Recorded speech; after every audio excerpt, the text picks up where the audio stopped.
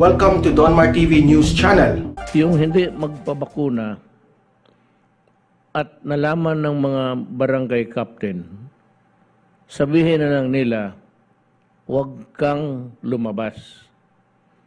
At kung malabas ka, you'll be escorted. If you force the issue, I said, because the barangay captain is a person in authority, he can place you under arrest and dalhin ka sa istasyon.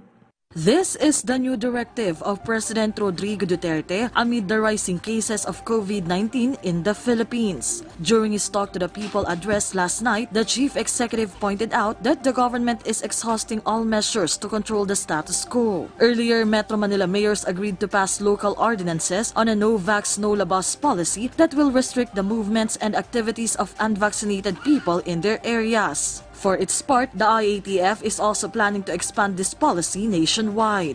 Nag-usap na po kami ni Secretary Anyo, ni Secretary Duque, Secretary Galvez, Secretary Lorenzana.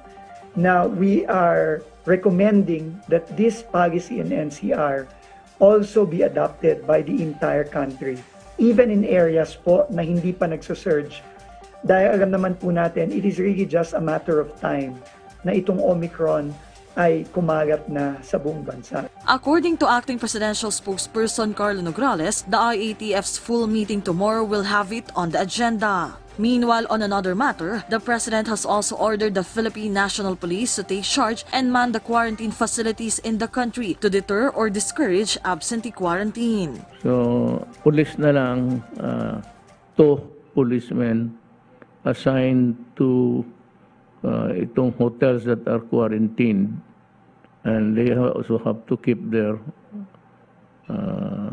mindful of their duty to advise the person, at kung magpipilit, then the power to arrest them, no doubt about it.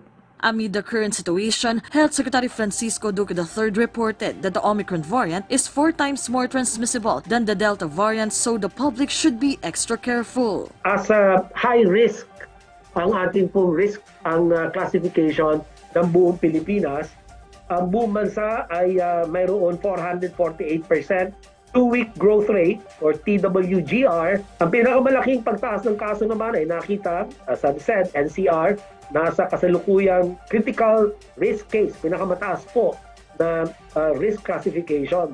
As of now, 3 IATF members are under quarantine due to exposure to positive cases, namely Secretary Duque, Vaccine Czar Carlito Galvez Jr., and Defense Secretary Delfin Lorenzana. But amid all this, Malacanang assured the President will continue serving the people and will push through with his scheduled activities. Nandun naman yung mga protocols and procedures na ginagawa. So as much as possible, we have to ensure, while ensuring his safety and his health, we also do not want to limit his movements. May ginawang kanta po si OG Diaz. OG Diaz.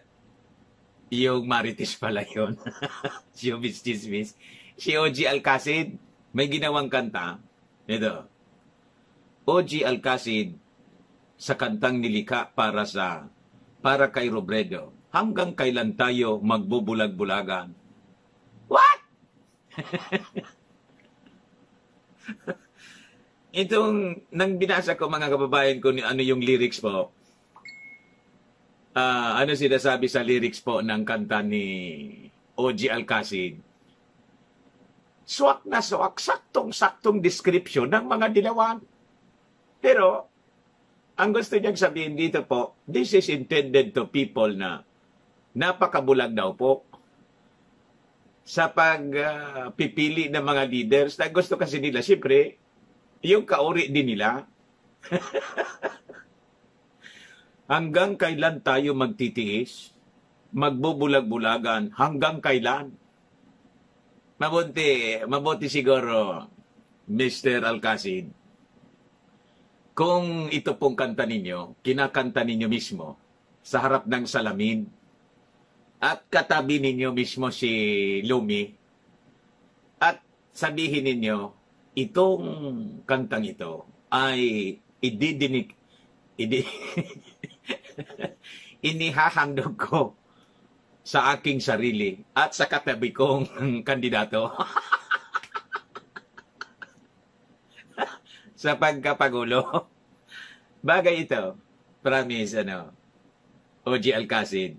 Ito ang tanong sa kantang nilika ni OPM Pilar OG Alcacid para kay presidential aspirant the Vice President Leni Robredo. Nitong linggo ng gabi, inilabas ng award-winning singer-songwriter at music producer na si OG ang kantang Handa Ka Na Ba kay Leni? What? Kayo lang ang handa kay Lomi? Yung 51% up to 75% ng mga Filipino reject. Reject yung kandidato po ninyo. 14% lang kayo. Yan nga ang survey na sinagawa ng hindi na nila inulit ng Manila Bulletin na lumamang bigla si Lomi. Hindi na nila din pinag-usapan. Nahiya sila. Wala man kasing maniwala doon sa Twitter survey, Facebook survey, tapos yung tawag dito, yung sila mismo, yung gumawa, yung Manila Bulletin survey, wala man maniwala. Siguro, yung mga tao na bad trip, hindi na magbasa ng mga kwento nila. Ayun, the readership of Manila Bulletin, mga kababayan, ay nangawala na siguro yung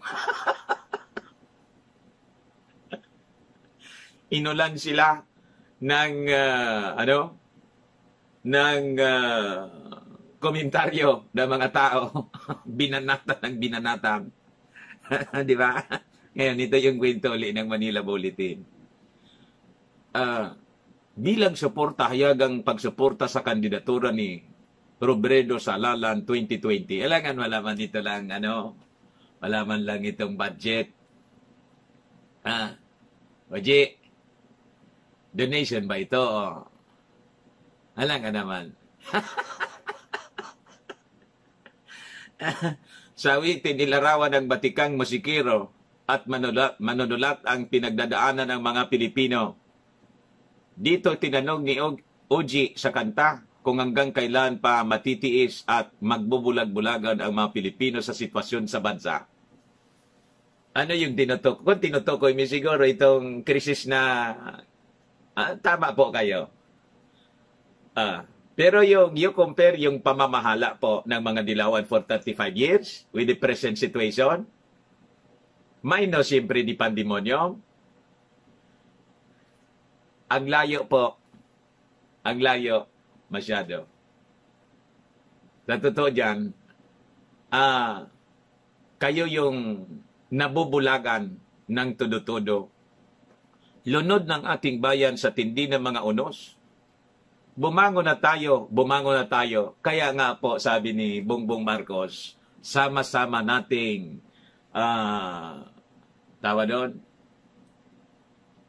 sama-sama tayong babangon muli.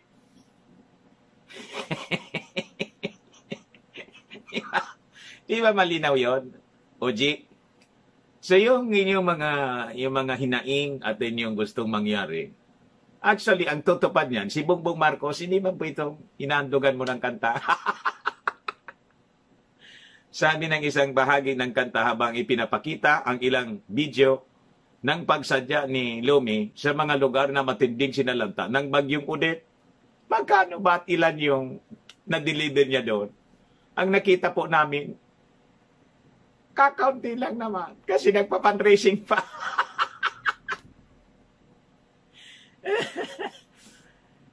Amang si Bongbong Marcos, yung unit team, barko-barko, truck-truck. You see? At ngayon, yung focus ng unit team, reconstruction, pabahay na. Ngayon na nanawagan pa kayo.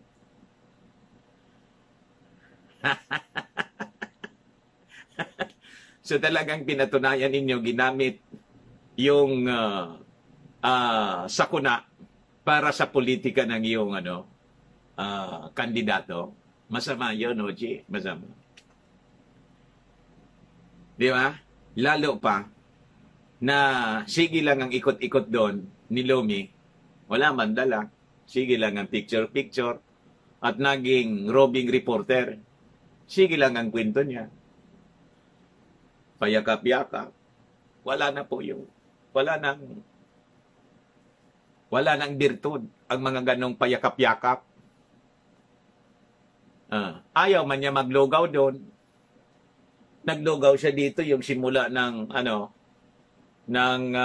mga pausong karaban. After ng karaban, wala na yung lugawan nga kasi kahit dito sa amin. Yung suggestion nga natin na sana maglugawan sa dyan, yung pink lugawan, bawat community. Na grabe yung nasalanta. Ayaw man niya, di man niya ginagawa.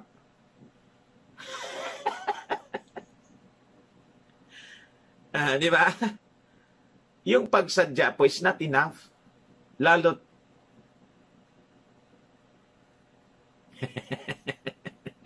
empty-handed. Yung mga tao doon nakanganga.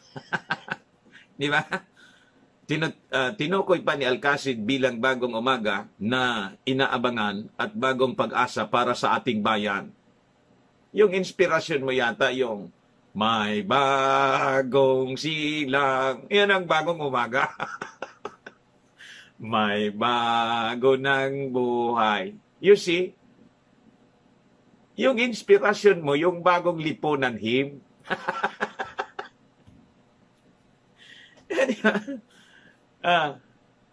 Bagong bansa, bagong ganap, sa bagong lipunan. Ako, tingin ko, nung elementary ka, kumakanta ka rin itong inabot mo na siguro, siyempre. Di ba? Aros kasi, hindi magkakalayo yung edad natin, OG. So possibly in your elementary days, you were singing the hymn, ang bagong silang. Ay, yung lyrics mo, tingnan mo, tinukoy pa ni Alcacid bilang bagong umaga. Ay, iyon mismo, yung simbolo, yung sinasabi doon sa ang bagong lipunan, inaabangan at bagong pag-asa para sa ating bayan. Sakto. Pero in-attribute mo ngayon, sinasabi mo, sa kandidatura ni Lomi sa Halalan 2022, huwag kami. Di ba? Sabi ko sa inyo, mga kababayan,